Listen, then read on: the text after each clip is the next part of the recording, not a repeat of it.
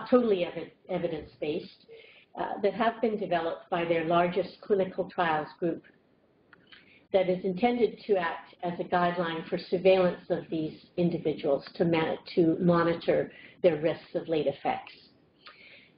So we used our data to compare whether or not our survivors were receiving that evidence-based care.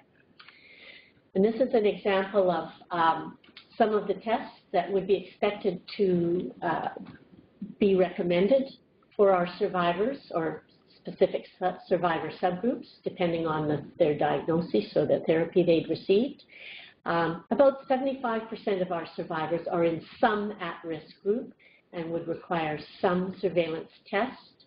For example, those previously receiving anthracyclines would be expected to have echocardiograms recommended to monitor their heart functions.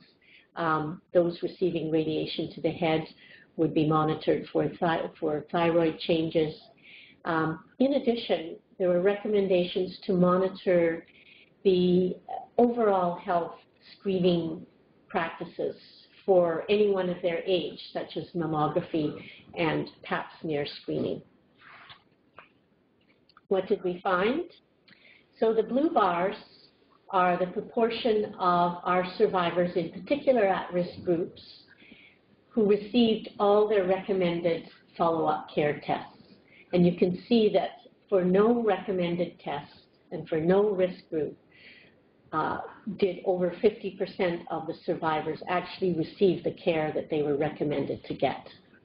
And the green bars indicate the proportion that received absolutely none of their recommended care.